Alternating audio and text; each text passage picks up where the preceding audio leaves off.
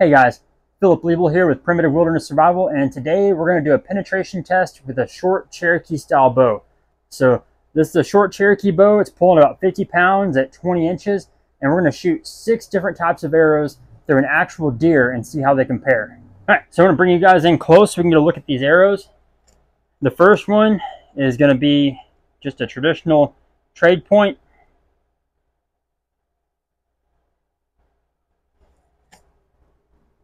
The next one is going to be a smaller obsidian hunting arrow.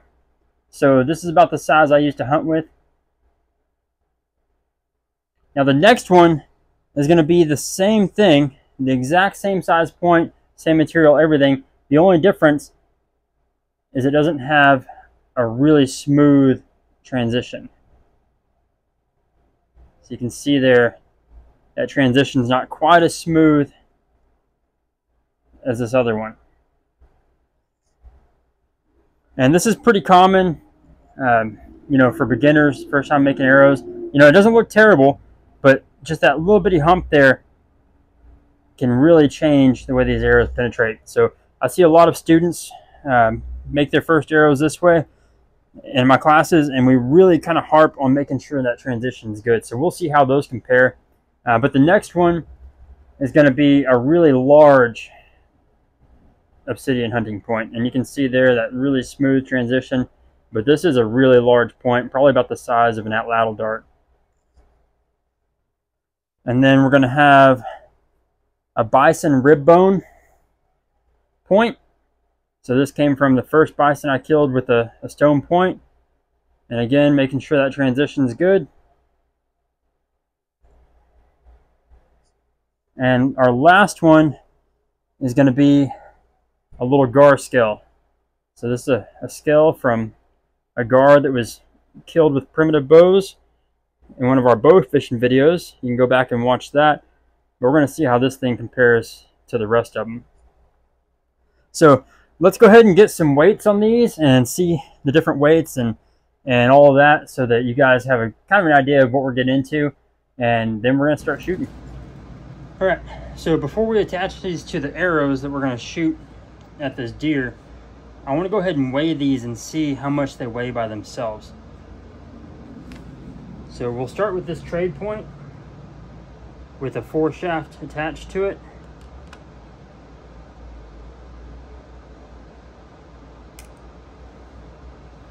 Okay, and that one's going to weigh 148. So then we'll go to the big arrowhead. This is actually an atlatl point.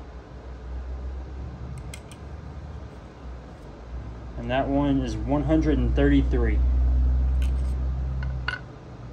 And then we have 2 of these really similar obsidian points. This is about the size of a point that I hunt with. That one is 33.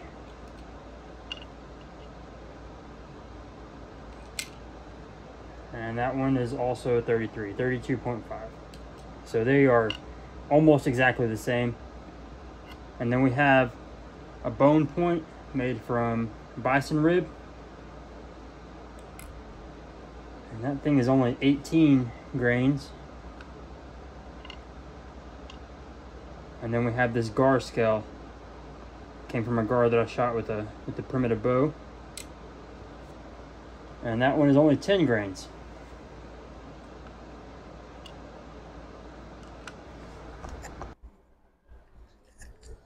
Alright, so we're going to start off with the trade point. And that arrow is 465 grains. So trade point is 465. Then we're going to go with the small hunting point with the clean transition. And it is 415 grains. Now the small hunting point with the abrupt transition is 422 grains. So it's almost the same. Those 2 arrows are really similar. honestly, if you were to clean up that transition, it would probably take care of those couple extra grains. Now the hunting arrow with the really large, basically atlatl point, wants to roll on me.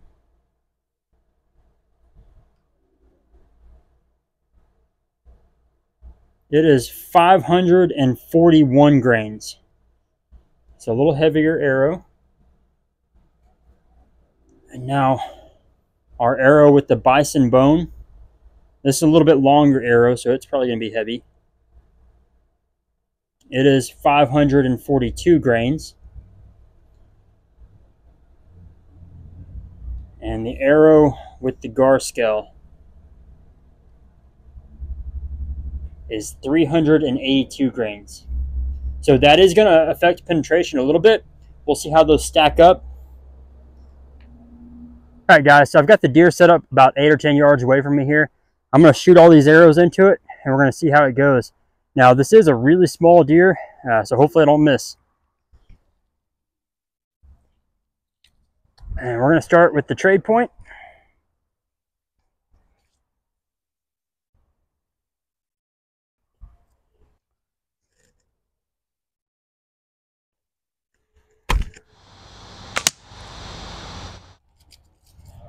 Now we're going to do the regular stone point with the clean transition.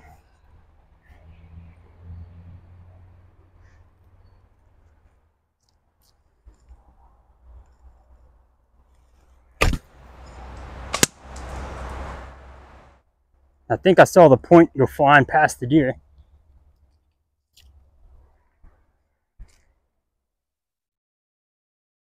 Small hunting point with the rough transition.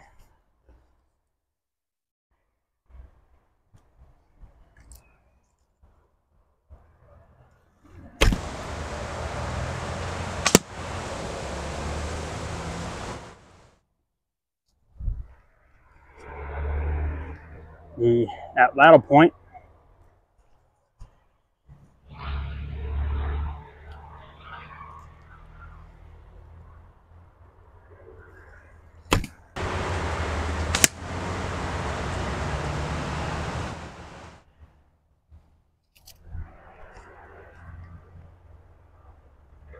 Bone point.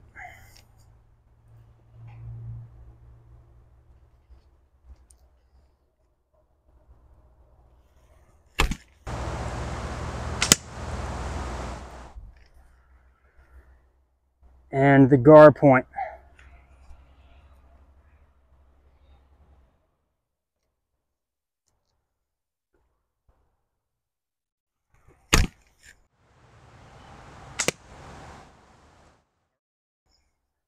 All right, let's go see how it went. All right, so I'm kind of sad about the angle this deer with the shot. There's no doubt this hay bale slowed down some penetration, but this trade point was a clear winner. That thing went all the way through, no problem. The second one up, I saw that point go flying. I didn't know why, but it's because it hit that hay bale. So that was the hunting point with the good transition. And then the next one, the next best, was this bone point.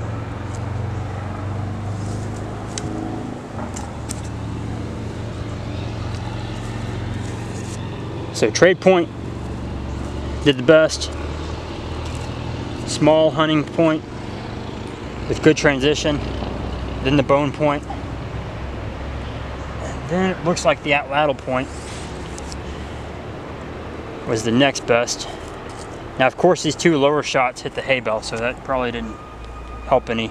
But even the one with the rough transition got a complete pass through on this deer. It definitely slowed it down. This was the one that was sticking out the furthest. But even with that rough transition, it seemed to do okay. But if we would have cleaned that transition up like this one, it would have been much better. And then the gar scale, honestly, I expected better from it, but like I said, hitting that hay bale might have slowed it down. But honestly, all of these points are somewhat comparable, with the trade point being the clear winner. And I think that was one, I had the extra weight, because this spoon went all the way down into here. So I had that extra front of center weight, and it was much tougher.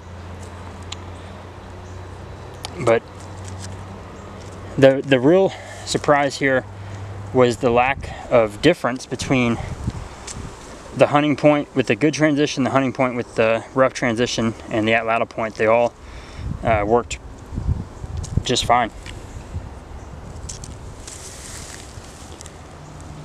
Alright, so what's the main takeaway here? The main thing I wanted to show was the effectiveness of these Cherokee style bows. So there's a lot of arguments, you know, saying they're not a very efficient bow, and it's true, there's a lot more efficient bows out there. You know, by tapering the limbs more, you know, having really thin tips, recurving the tips, all this stuff, you can add a lot of efficiency and a lot of speed and a lot of power to this bow. But if you like this style, there's really no reason to do that. Okay, so my first bison hunt, I made a bow really similar to this, and I shot it through the chronograph, and I actually ended up going back and recurving the tips and trying to get a little more speed out of it, which it did increase the speed. But after I hunted that bison, it performed amazingly well. I shot, you know, I hit through the other side of the bison, I got great penetration, took it down with one arrow.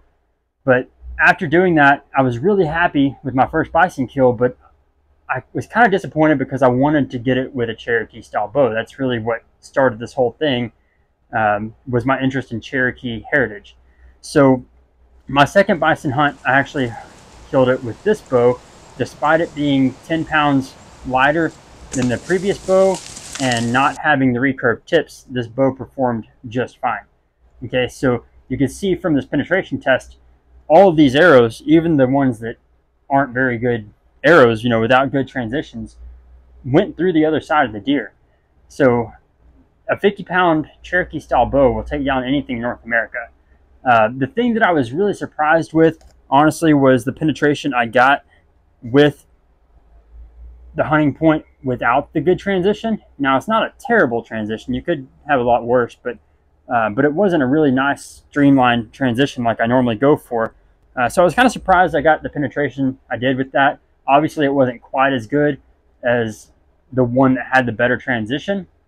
But I think the big takeaway, honestly, is that, you know, there's a lot of arguments on social media and online about the best broadhead and all this stuff. People arguing back and forth.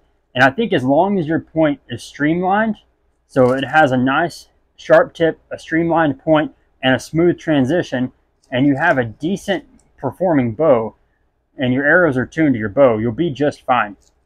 So I was honestly surprised how well the atlatl point penetrated as well, and I think that was due to the extra weight up front and the extra weight of the arrow. But you can see I broke off one whole side of this point, and that is due to me hitting the rib on the deer going in. And I think, although it performed fine, it's hard to get a clear picture because we're hitting the hay bale, but I think that you are going to lose a little bit of penetration with these really, really big wide points, because you're going to end up hitting rib inevitably. And if your ribs are 1 inch apart and your point is 1.25 inches wide or 1.5 inches wide, there's no doubt that you're going to lose a little bit of penetration. It's going to be a little harder to slide in between those ribs. So I do still love these smaller hunting points. They perform really well, but there's no doubt you can definitely kill a deer with an atlatl point on an arrow. Was that what they were meant for? No. Do most people use oversized arrowheads on their arrows? I think so. But it works fine, and people kill deer every year with atlatl points on their arrows. So it really comes down to what you prefer. And I would say definitely try to make it the best you can, make the best transition you can, and get it as streamlined as you can. But if you're using a decent bow, any one of these arrows would have killed that deer. So I think for me, what I would say is do what you enjoy. Quit arguing back and forth over the best broadhead design, and get out there and have fun. That's what this is about. That's what primitive hunting is about, is getting out and enjoying it. So do the best you can to make efficient gear and get out and take some animals.